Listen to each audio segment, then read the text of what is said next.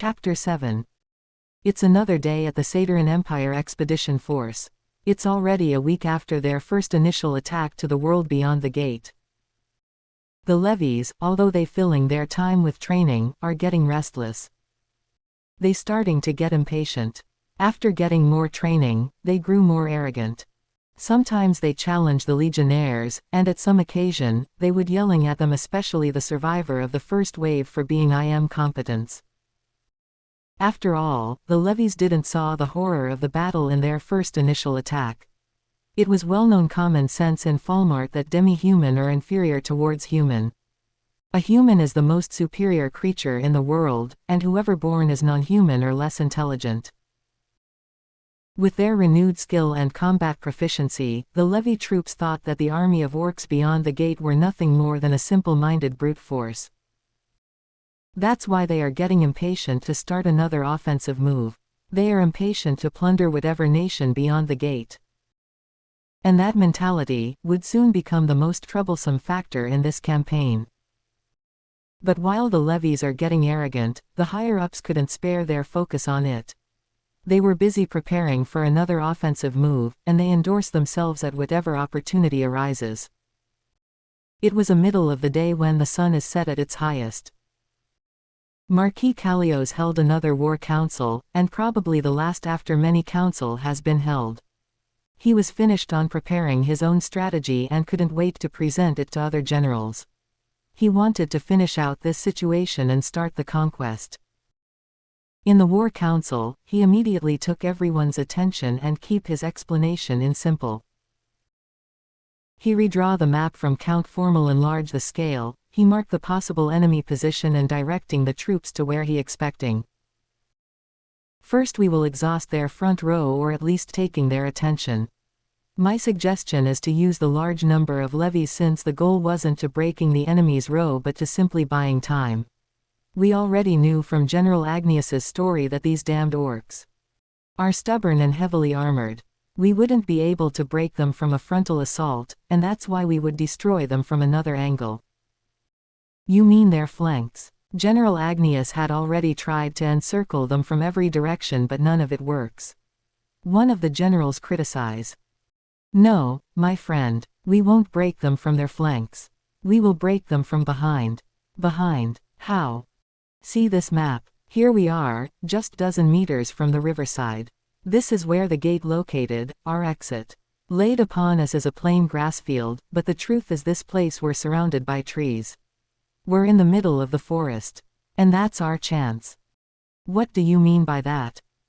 Remember the first step. While our levies are taking the enemy's attention, we will use our cavalry to do a huge flanking through the forest and appeared on their backs. Our cavalry would silently move in their left flank and strike them from behind. Then, in my prediction, there are no kind of army who would stand on their position in that situation. They could be surrender, or retreat. And, if they retreated, I assume they would retreated to their camp. But, Marquis Callios grinned, I also planned to raid their camps before they could retreated.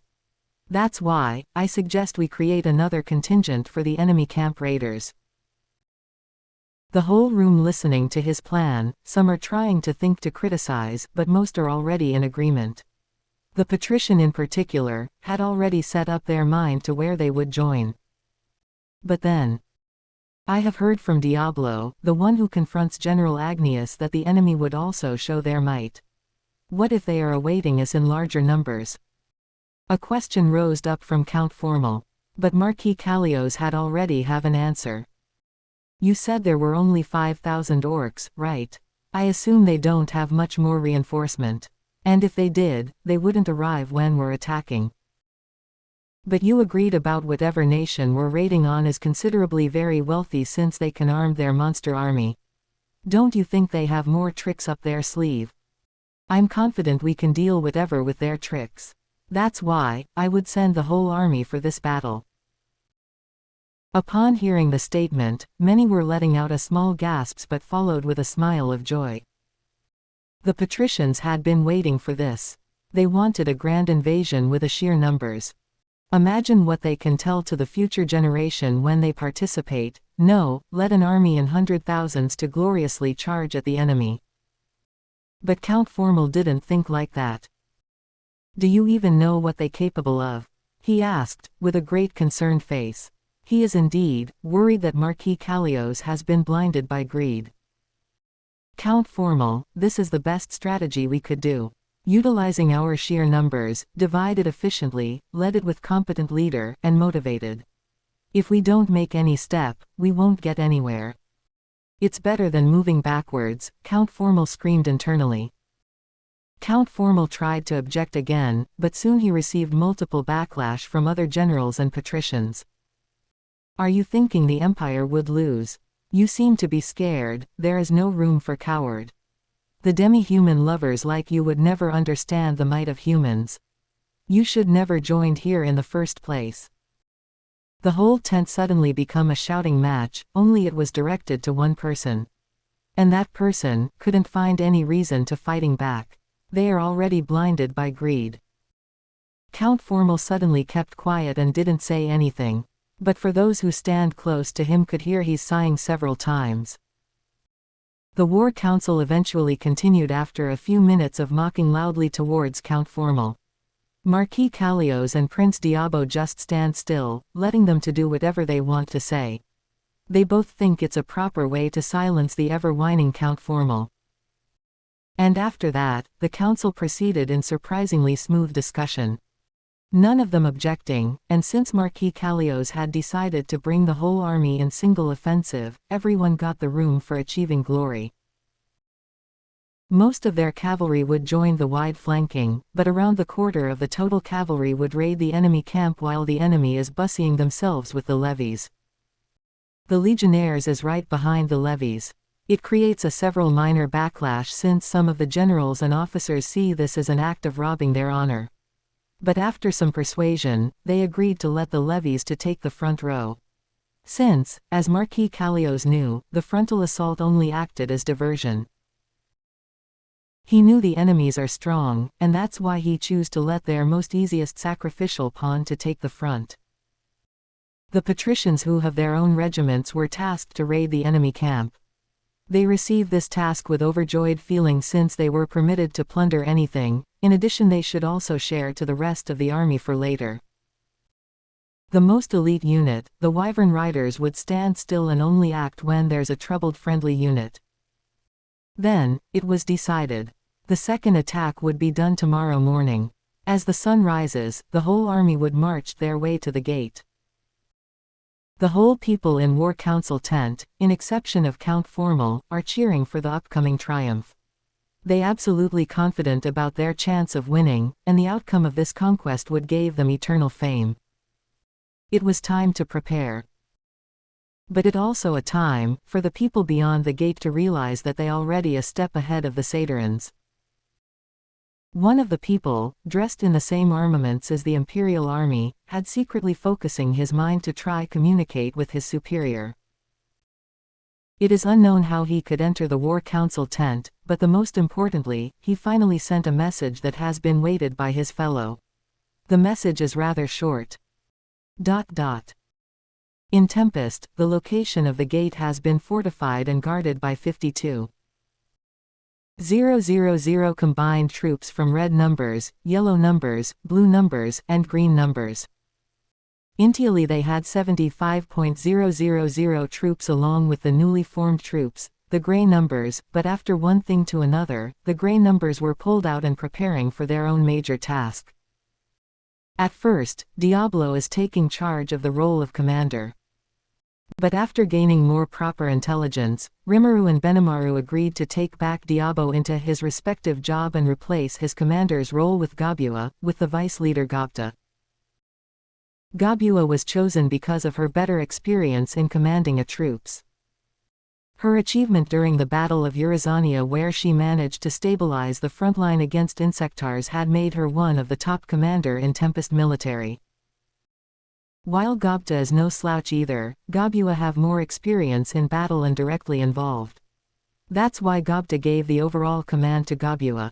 But that being said, Gapta probably just wanted to slack off. Benimaru had sent Gabua along with his 200 Kurenai members to aid the commanding role and also in the strategist since the second day after the first invasion. And today, Gabua had received an important message from Intelligence Bureau. A simple yet it contained everything she needed to know. They will attack tomorrow morning, with 140,000 warriors. It's still the middle of the day, so she found out that she still has much of time she needed. Nevertheless, she immediately calling out the corps leader, or representative to discuss the preparation after receiving the important message. Gobta came as her vice commander and also as the leader of green numbers. A high orc named Galand, the substitute commander of Geld, came as the commander of yellow numbers. A Dragonute named Gazat had came representing the blue numbers. Originally, he's the captain of Hiryu squad, but after receiving a lot of new recruits in the blue numbers, he promoted into Gabiru second in command in blue numbers corps. Lastly, a Baki named Mazel came as the leader of the red numbers. Baki are centoid as the next evolutionary stage of Mezu race. Their appearance is a large muscular humanoid but with a head of horse. They have a fierce rivalry with Buki race or Toroid, a next revolutionary stage of Gozu race. 4 Army Corps leader had gathered, along with their own adjutant and advisor. Gabua, seeing everyone were ready, began to explain her plan. Good afternoon everyone. I have received the newest information from Intelligence Bureau. It's a very simple message. They will come tomorrow morning. Understood. How many? Asked Galand. The estimation is 140,000, almost thrice of our total number here. Humans. Yes. The intel had gathered they have around 30,000 horses and 400 wyverns. The rest are humans. All right. It shouldn't be hard, Mazel commented, but immediately got a sharp glare from Gabua. Don't ever underestimate the enemy, no matter how weak they look like, Mazel. Rimuru-sama through Benimaru-sama has teach me that important lesson. Mazel, feeling guilty for what he said, immediately apologize. I'm sorry, Gabua-sama. It won't ever happen again. Good. Just because you're high-ranking Majin, it doesn't mean you're invincible. Understood, Gabua-sama. But Gabua-san, how we're going to face them? Should we attack head-on? Asked Gobta. Between the other corps commander, he's the most laxed character until he didn't use sama to refer Gabua. But Gabua didn't mind at all with that, instead she's starting to explain her plan. It's easy. The intel also gave an accurate offensive plan from the enemy. First they would send a huge wave of their levies. The levy is a conscripted army, a hastily formed troops. And from what I read, they receive very little amount of training. These levies are meant for distraction. The real attack is coming from their cavalries. Their cavalry seems to be planned on wide flanking maneuver through this side, and attack us from behind. Then, lastly they would attack and raid our camp with their remaining troops. It appears they also have noblemen with their own retinue. And these noblemen would be the one who raid our camps. My plan is pretty simple. Galand, you and your army use the skill to create a giant pit when the levies are attacking. We will trap most of them, and if we lucky, probably a whole of them. Next, after trapping the enemy into a giant pit, Galand would finish the remaining troops. You finish the trapped one, whether you kill them or capture them, I leave that decision to you. And for the rest, if there's still many troops avoided the trap, it's your turn Mazel. Yes. Galand and Mazel retorted in a perfect sync. The next one is the cavalry. I suspect they would send the cavalry first, and probably at night to avoid our detection. But well, they didn't knew we can see in the dark. Said Gabua while grinned. Everyone in the tent also gave a short laugh, finding it amusing that the enemy probably wouldn't knew they have a technology to give them a perfect view even at the darkest night. That's right. Tempest had developed a night vision device.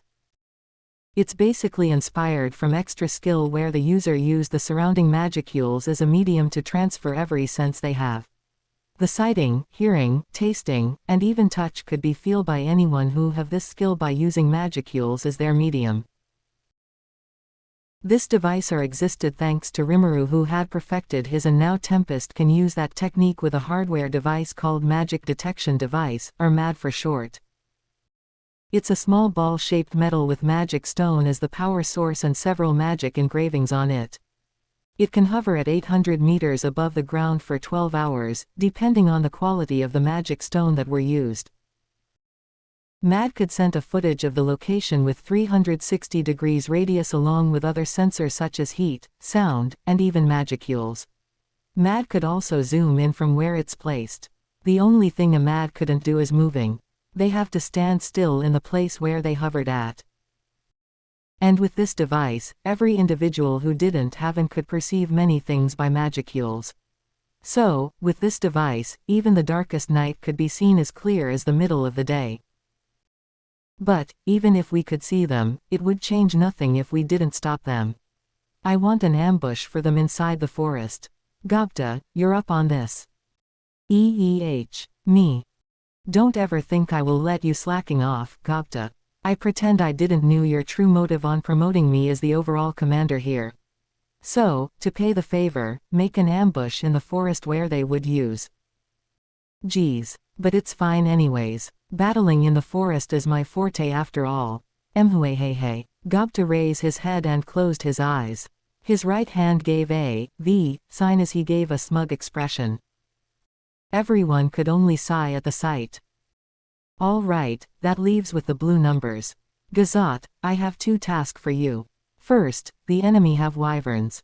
It appears they would use it as contingency force. I want you to take it out before they could even use it. And second, I want you to become the pursuing force when they retreated. Understood. But should we pursue them until across the gate?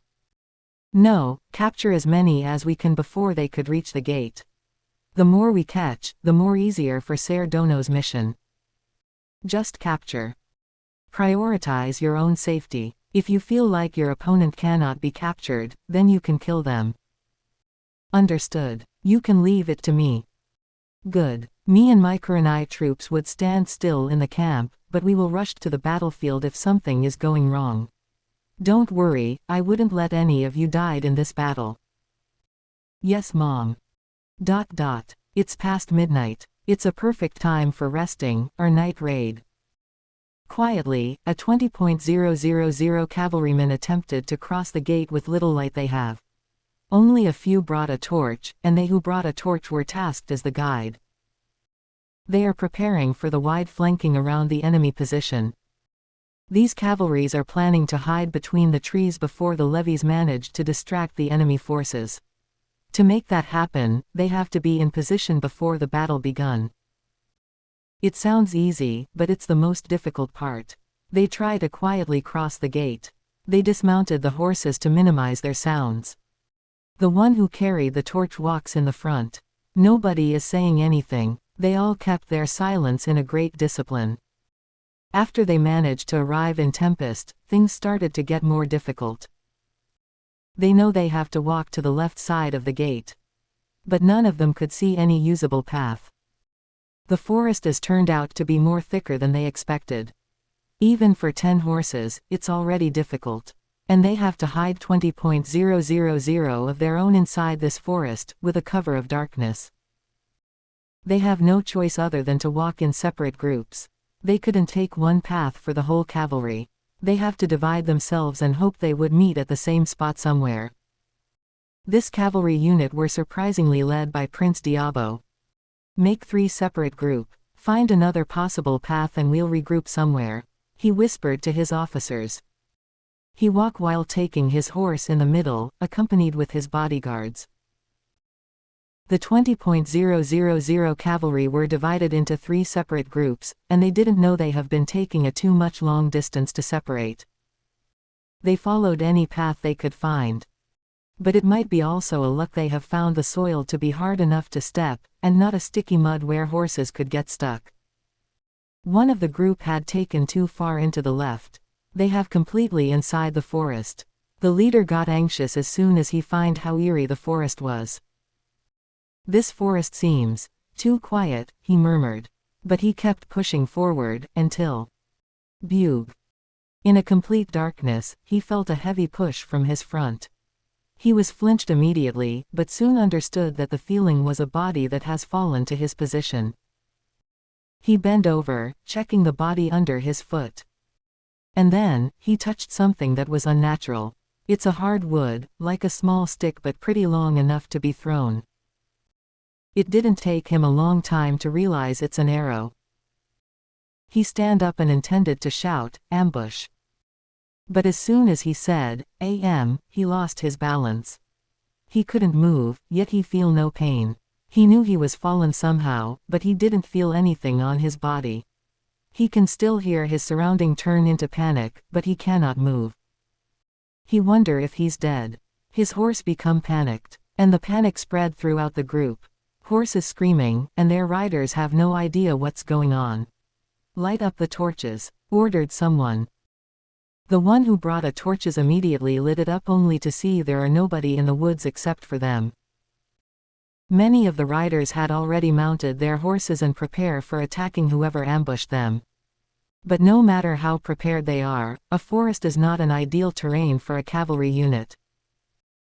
For the next couple of minutes, they managed to calm down their horses, but now they are very vulnerable to be noticed. They now had lit too many torches and they could be seen for several hundred meters away. If enemy had placed a scout in this area, there will be no surprise. But suddenly, worrying about the loss of element of surprise become the last thing they could worried on. In a brief second, several wide net pouring down from above. "Ambush! I can't move. Help!" Many who were trapped recklessly moving while they who accidentally managed to avoid the trap had desperately trying to free their colleague. But then, you guys still resisting. I suggest you all surrender and we'll treat you kindly, Sue. A childlike voice, but his figure is nowhere to be seen. That act has managed to grasp some of them into fear. "Wha? Who's that? Show yourself. I'm right here, Sue." Suddenly, the voice came from very close distance.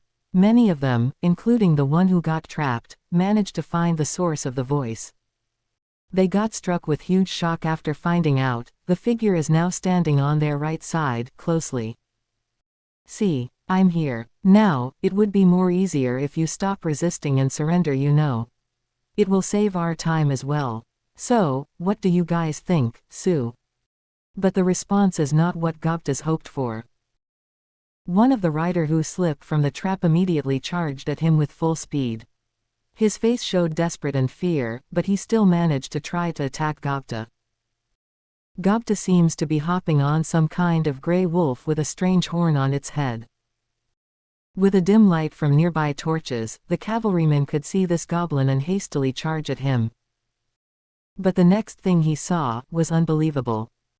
The goblin, without any movement, had disappeared to the underground. The cavalryman looked around, then rubbing his eyes to check if he's imagining things. It is one thing if he's the only one who imagining things, but it become problematic if many of the cavalrymen also saw what happened. "What was that? I swear I saw that goblin. Where he go?" But before they could find him, "Arg! Help! Ah!" followed by the high-pitched scream from the horses. What happened to them is the net suddenly being pulled into the forest with high speed. The other cavalrymen who didn't got caught by the net could only see their fellow being dragged into the darkness. They cannot do anything. They could only watch and hear their fellows scream and missing into uncertainty. The screams getting quieter as they seems to be dragged far away, leaving the survivors into an utter silence. It's a harrowing sight. The surrounding, only to be illuminated dimly by the torch, is giving more sense of horror. It takes them a few seconds to regain conscious from what just happened. This is disaster. We have to get out from here. Those goblins are preying on us. We cannot survive like this. Retreat, retreat. They swiveled their horses and turned back to where they came from. They whipped their horses and running in haste. But sadly, just a moment later, a numbers of huge wolf came from their side and pounced dozen of cavalrymen. The horse along with their rider got fallen immediately, but the wolves didn't stop there.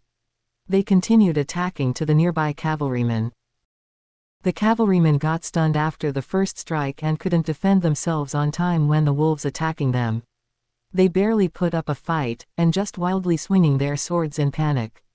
They scream in horror, but the ambush didn't stop.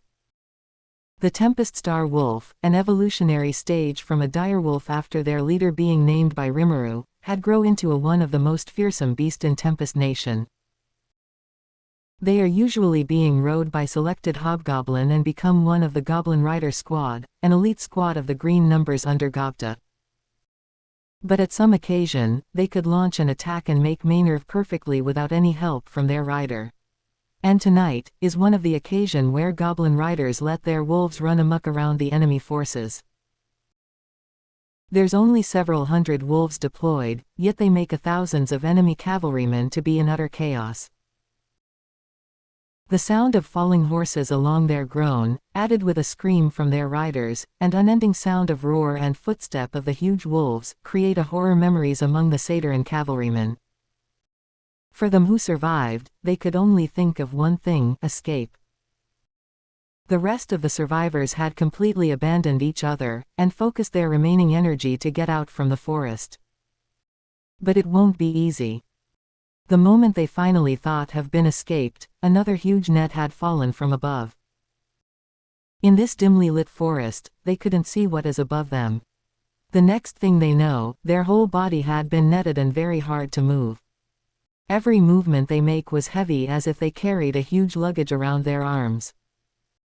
They have been in too much panic until they couldn't let out a scream. But before they could even scream, the net had been pulled away into the forest, dragging the whole surviving cavalryman alive. One of the cavalry group had completely wiped out. And then, appearing from the shadows, Gobta emerges with his fellow adjutants. On contrary from the Satyrans, Gobta and his fellows appeared to be very calm and vigorous. It's as if this is only a plaything.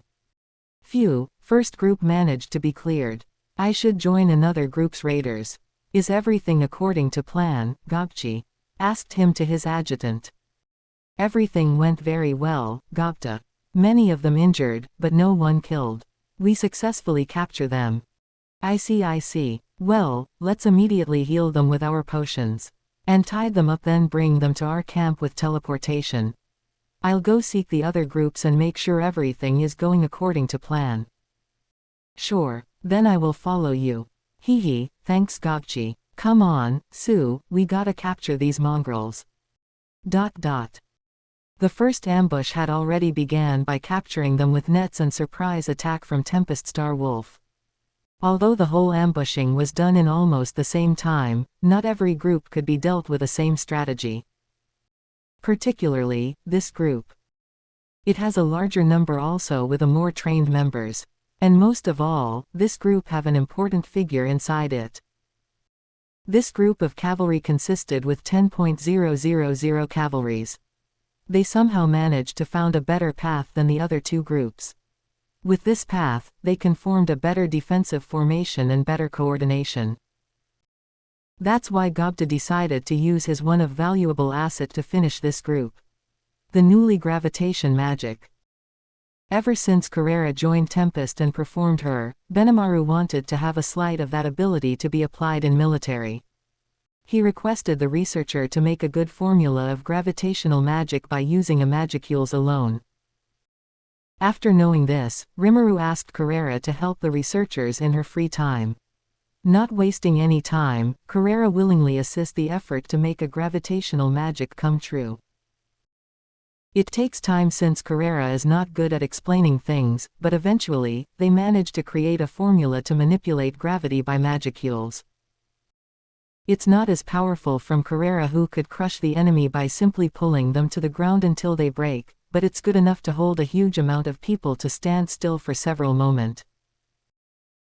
It depends on how much magicules you have to determine the duration of the performance, but on average, a normal researcher could hold the gravity for 20 minutes before run out of magicules.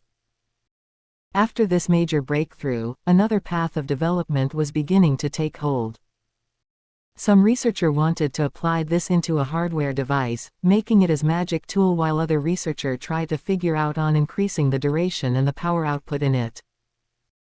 But for now, the gravitational magic had been taught to every army corps. It doesn't mean everyone in the army could perform the gravitational magic, but some of them who have better capacity in magicules or they who have a knack on magic, are learning this new type of elemental magic. And Gobta intended to use this moment to use it. He intended to manipulate the gravity around the cavalry to make them unable to move. His netting won't work pretty well on this size of cavalry, and he wants to capture a certain figure in this group without any harm. Gobta had already arranging a hiding place for the gravitational magic user to hide. They're hidden pretty well between the tree lines and can retreat into shadow dimension when emergency arises. Gobta is very confident in his subordinate for this ambush, and that's why he left them to keep watch another group before. And soon, his confidence and trust towards his subordinate would be paid off. Prince Diabo led his cavalry from the front. He have moved from his initial position in the middle of the column, into the forefront of the row. But of course, he also accompanied by bodyguards. This act is intended to give example of how leaders should act. Even at time like this, making a good image is still need to be taken. Diabo hold the torch, so his fellow behind him could see where they should walked. And unlike his army, he and his bodyguard mounted their horses. It's very quiet. Diabo made a comment. It is, Your Highness. But we must make no sound, so please refrain from saying something you needed. One of his bodyguard reprimanded him. Diabo didn't answer, but he nodded. He thinks this is gonna be easy because of how simple it is. Get into the tree line, hide there, and attack the enemy's rear when the levies are coming. The only obstacle here is the darkness. He is one of the very few who lit up a torch, and behind him are 10,000 of cavalrymen. It was out of luck he found a good path which wide enough for 3 to 4 rows of horses to walk on. Diabo is confident. The strategy is simple, yet he knew it would work. Those monsters he heard from General Agnius might be strong in discipline, but they won't have intelligence to working on tactics. He started to daydreaming about what would he do after gaining this glory. His brother, Zorzel, would achieve nothing by taking control of the reserve force. So conquering this new land would not only bring much of wealth, but also prestige as the conqueror. Yes, Diabo the conqueror. But that would only works if he did manage to conquer this new land. And to start it, he need to win the upcoming battle. And to win the battle, he must succeeding the task. But just as he's starting to focus more on his mission, he heard something. A distant voice, a voice of horses and men's, somewhere in his left. It speaks in Satyran language. He can hear some of the voice yelling, "ELP." Or, "Reader." He look around, to check if his fellow were also hearing the same thing. And they did. "What is that?" one of them asked. "Is that the other group? What happened to them? Are they getting ambushed?" And the answer was never come. Because in just a split second, everybody had fallen to the ground. They felt a heavy pressure, as if something invincible had pulled them to the ground. It was very strong until nobody make a sound, not even a groan. Their horses also become a victim. They got immobile and fallen straight to the ground just like their riders. Prince Diabo was included. His daydreaming shattered in just split second, and right now his mind is full of question of what's going on. All of his part of the body felt very heavy and he couldn't even lift his hand. His mouth got stuck on the ground and he barely able to breathe. But a moments later, a huge net had caught them from their side. It was another heavy net that he had surely wouldn't be able to escape even if he didn't get grounded like this. He heard some voices, strange languages, from many directions. With all his might, he finally able to move his head to look to his right. He saw his bodyguard couldn't move as well. But what caught his attention is the creature standing near the trees. A goblin. What goblin did this? His mind screaming of confusion. Those goblins spreading their net towards his troops and speak a foreign language. They seems to be wearing a good armor and brought a short sword in each of them. Me, losing to a mere goblins. This is not happening. Diabo desperately tried to move his hand and stand on his feet. But the mysterious force is still getting better than him. All of this had made him feeling the excruciatingly exhausted. It feels like in mere seconds, all of his energy had been gone. Then, out of nowhere, a sudden drowsiness came. He have no energy left to resist, and finally fall unconscious. Gobta has been watching the final stage of the plan and saw the Satyrians were keep struggling as his subordinates cast the newly gravitational magic. The initial plan was to paralyze them with force, but turns out the gravitational magic is too strong until it could affecting themselves. So Gobta resorted into another method of finishing, forced sleep. It surely bring back some unpleasant memories when he and Rimuru are still newly named by Rimuru and got themselves attacked by group of ogres. One of the ogres had put them into sleep by magic, and unable to help the situation down. But that's past, and now Gobta himself choose the same method to neutralize the invaders. If not for how weak they were, Gobta would never resort with this easy move. Phew, another group has been finished. We sure got ourselves a lot of prisoners, right Gobchi? Indeed. We lucky they're weaker than we thought. It seems there's no magician among them who could counter our magic. We got lucky, Sue. I heard from the talks that the Satyrians was actually proficient with magic. I was a bit anxious if we encounter some of them and not knowing how capable the enemy's magician are. You right. But for now, we got more job to do, Gobta. We have to carry the prisoners by our own.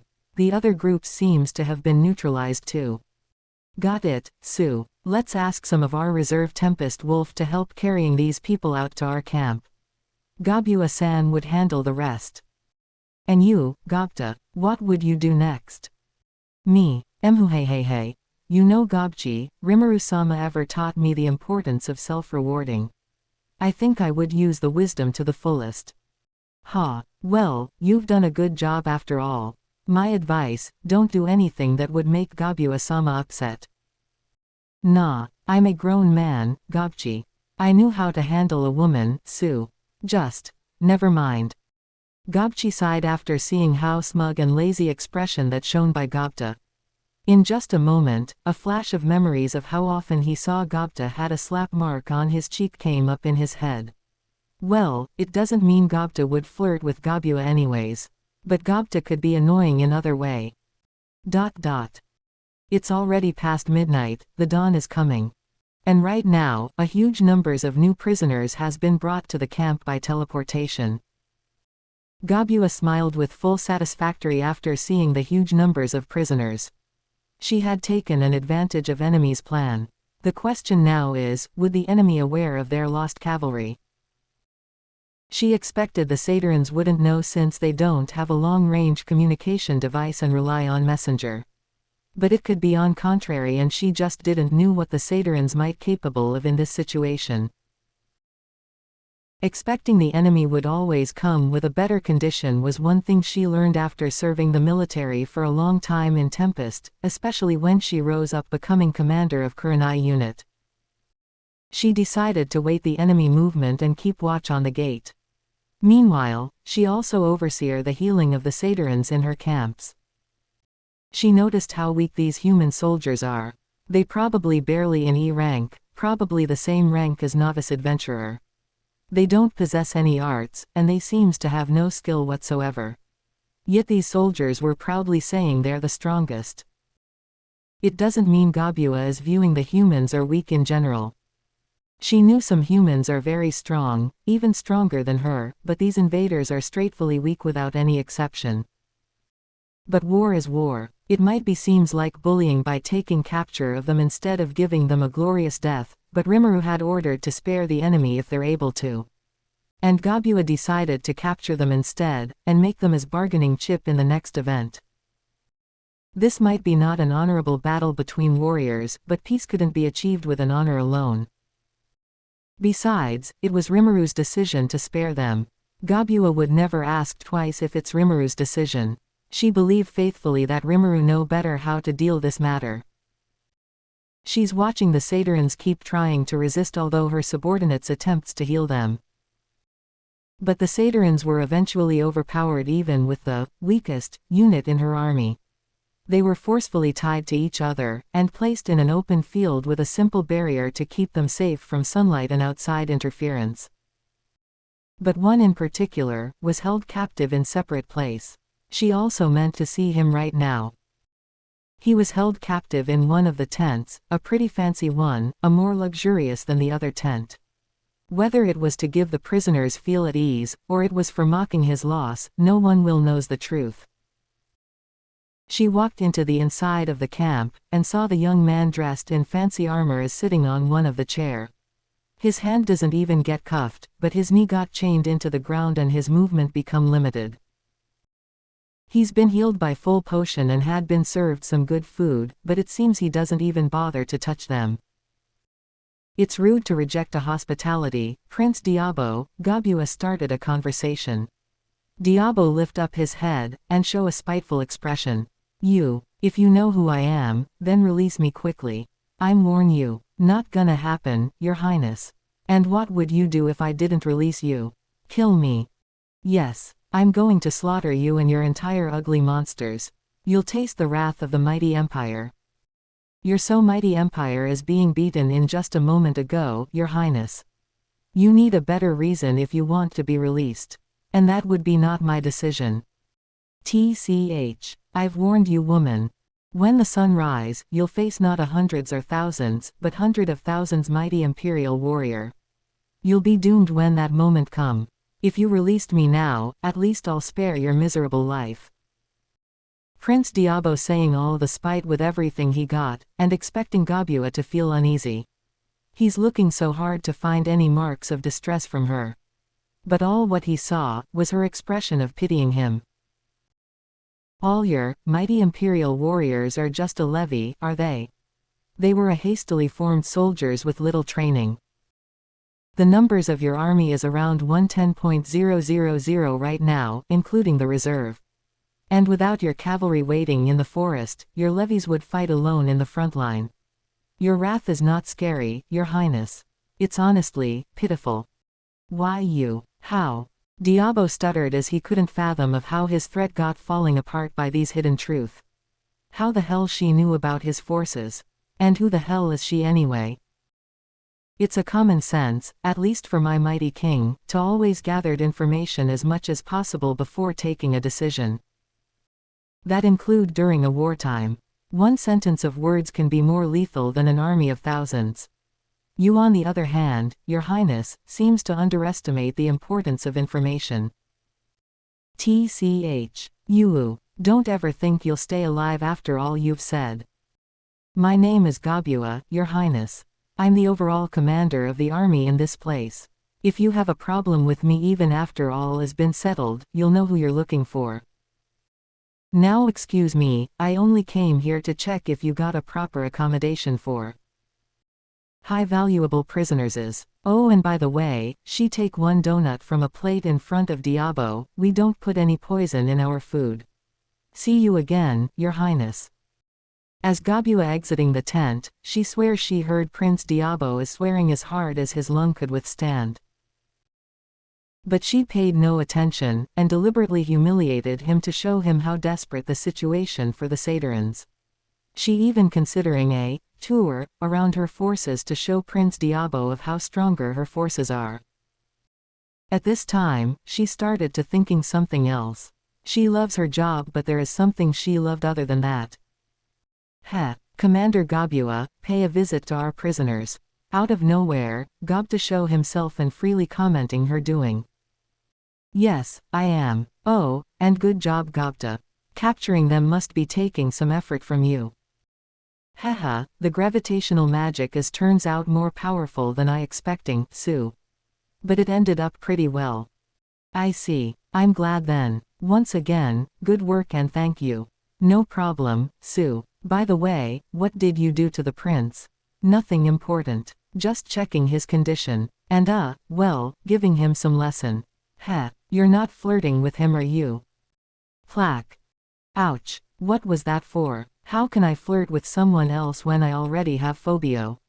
You're an idiot, Gopta. Hey, I'm just joking, Sue. But it seems you're missing him, right? I bet you want to see him right now, and hugging him tight. Plaque. Ouch. Again, what was that for? Don't say inappropriate things on duty. Gabua fastened her walks to her tent, running away from Gobta before she got teased again. But one thing she didn't realize though, her ears are turning into red as tomato. And she admit, she really do miss her boyfriend.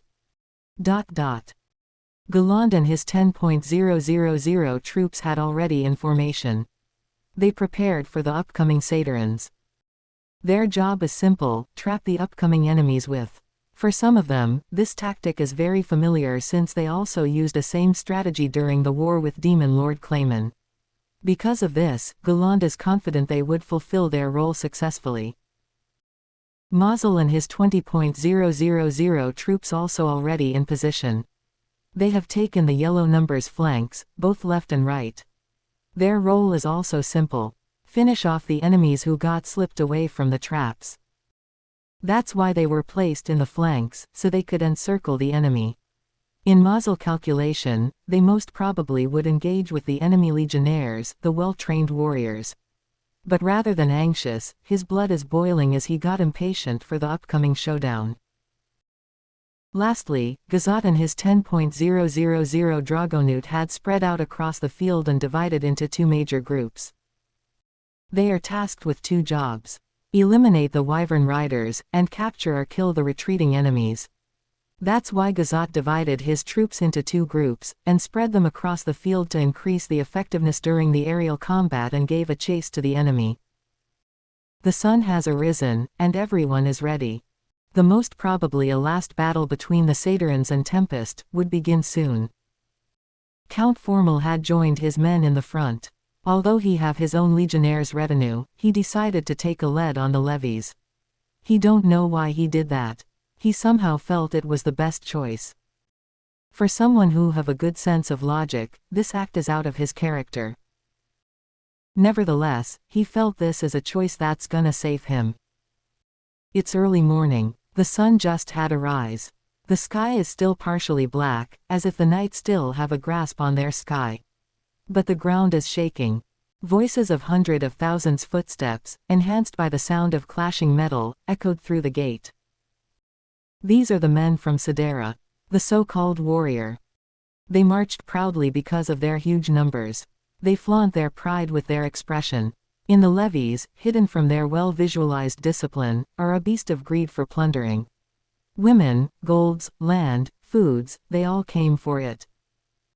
Count Formal and his men had reached the other side of the gate first. He immediately saw the thousands of monsters are in position of facing them. He felt unease immediately. Why are they in formation? Are they already expecting us? He asked to himself. But a shout of order came from his back. Forward. He then put his leg into walk again. He lead his men towards the enemy. Those giant-looking orcs, and some other mysterious creature he never saw, was there in front of them. Several hundred meters away. The levies didn't think much of it. The sight of those huge monsters were indeed frightening, but upon looking on their numbers, the levies felt at ease. They marched boldly towards the orcs and other weird horse-looking face creatures. Count Formal barked orders to keep the levies in the same line, to keep everyone in the same pace. Their shield clatters each other, the huge rectangle-shaped shield were scraping the ground as they keep their pace. They planned to use the same tactic as always. Move forward, halted after several dozen meters, throw one javelin, then continue for the same pattern until they reached an ideal distance to take charge. Thus they continued they march, without even thinking the enemy is plotting something.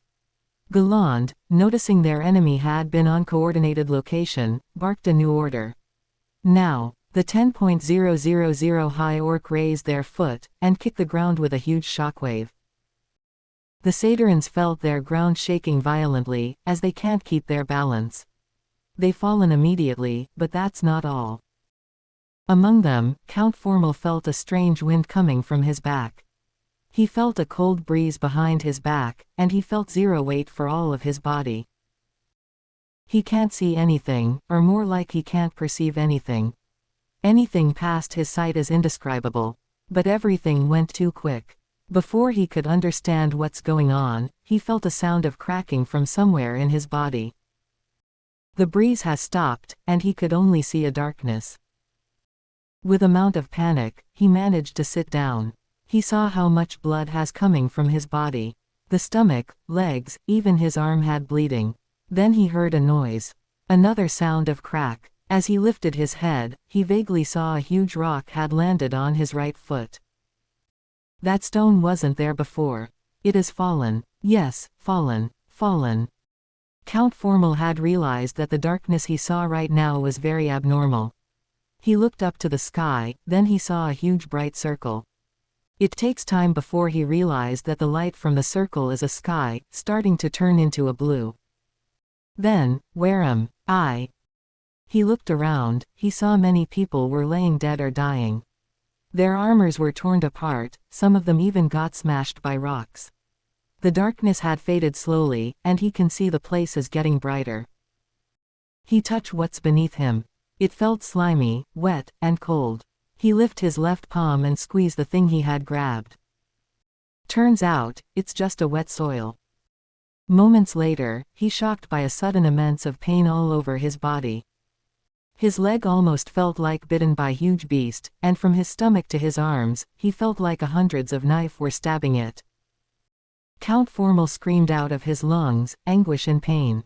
Then he started to felt weak, incredibly weak, before finally he collapsed himself. What is that? Marquis Callios had joined the marching army on the rear. He have monitored the overall movement of his army. He knew it won't be going as easy as planned, but this is just too much.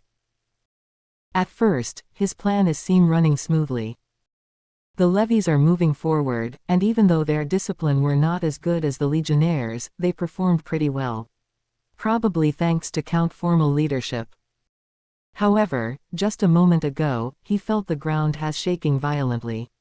He immediately fell from his horse. His horse got panicked and jumping around wildly, but that's not a matter anymore as he saw the levies in front of him had disappeared out of nowhere. He stood up as soon as he can, and noticed that now a giant pit had emerged on the field. No, he blankly stared at the pit, noticing most of the levies had fallen there. But just before he started to understand the situation, my lord. Enemy monsters are charging forward. One of his bodyguards screamed at him with panic voice. He couldn't understand it for a while, until he turns his head and saw a huge numbers of various creatures had charged at their flanks. These creatures are something he never saw. A huge humanoid muscular look with a head of a horse. A same-sized humanoid muscular look but with a head of ox. A dark-skinned humanoid creatures, with violent expressions and huge fangs in their mouths. A more humanoid-looking creatures, but with strange traits on their bodies such as extra eyes on their forehead, feathers on their skin, strange black marks on several parts on their bodies, and many more. These are not merely monsters. These are demons. The professional legionnaires who managed to get up on their feet were trembling upon seeing these fearsome creatures charging at them. They appear to be on their left and right side. But it feels they are coming from every direction. Run, run, no, I don't wanna die, save me, quadruple A, ah. Marquis Callios looked around him and found many of his professional legionnaires had abandoned their weapons and fleeing from the site. But with a sight like this, not even Marquis Callios managed to suppress his newborn fear. His mind is completely blank for now. He can't think anything. Everything was happened too soon, too fast, too confusing. Yet, his body reacted. His legs started to walk towards the gate. His step getting faster. He still placed his look into the charging monsters, but his body has been directed into the gate. He walks, no, he run toward the gate. His step are getting faster. He has stopped looking at the monster, and now focused only on one thing. The gate. He have to reach it. He have to run towards it. He have to made it. He have to. He want to live. He want to survive. He don't wanna die. All of the ambition, the glory, the wealth, the prestige, had all gone from his mind. All he could think right now is run. Run, run and run. Quote. Don't let any of them escape. It's our turn now, brothers. Charge. Gazat cheered all his men via telepathy, and they all immediately scrambled across the sky. They spread their wings, readying their spears, and flew away with magnificent speed. The first priority was the wyverns, but Gazat had noticed that the enemies had desperately fleeing from the battlefield. As it happened, he didn't saw any single wyvern had managed to cross the gate. Probably they didn't bring out the wyvern on time. Then it means, the priority has changed. It's time to capture the enemy. The enemy is reduced drastically after the trap had been sprung, but the fleeing army are still numerically advantageous than the Dragonutes. Nevertheless, the Dragonutes fearlessly dive into the fleeing army and beat the Satyrians to the pulp. The Dragonutes are creatures with a T special A rank after Rimuru evolve more than a true dragon. One Dragonutes is enough to face 1,000 regular human army. The Dragonutes under Rimuru had also learned a new element for their attacks. Usually, a Dragonutes used a fire, earth, or wind element on their attack. But this time, they have learned a new one. Lightning. And now they have used it to paralyze the Satyrians. While flying above the sky, they unleashed their magic to the ground and simply electrocute the surrounding and managed to paralyze the Satyrians. Thanks to the natural conductivity of the soil, the electric that came out from the lightning were reduced pretty significantly. It means, if the Satyrians were on another terrain than soil, they would be fried up until nothing left. Retrieving the paralyzed and unconscious bodies were postponed. They more focused on capturing or neutralize the Satyrians. Block their way to the gate. Gazat ordered his men. Several hundred Dragonutes immediately descended and stand in formation in front of the gate.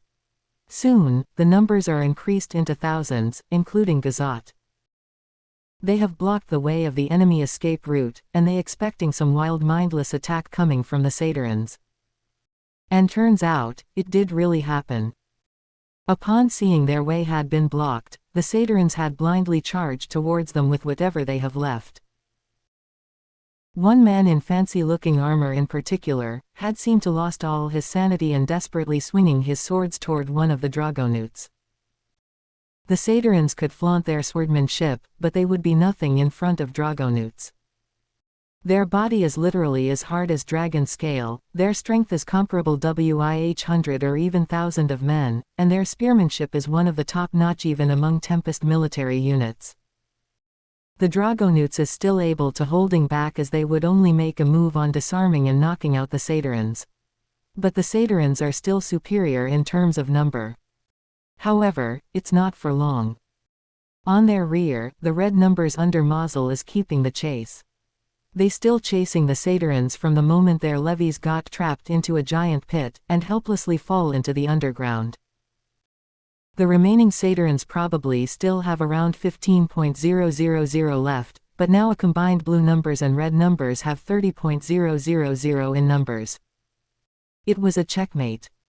The Satyrians knew whatever in front of them are comparable with the creatures behind them. They have lost every advantage. The skill, tactic, numbers, and motivation. It was all done. I surrender. In the midst of brawl between the Satyrians and Dragonutes, one man shouted while lifting his sword and shield. I surrender. He threw away his weapons and armaments. I surrender. One man near him followed suit. I surrender, I. Surrender, I. Clang. Cling. The sound of metal hitting each other on the ground echoed across the field. Soon, it continued until the very last man had threw his swords and shield. Gazat ordered his men to stand down and lowered their spears. Mazel had ordered his men to stop giving a chase. The battle had stopped. The Satyrians had surrendered. To be continued.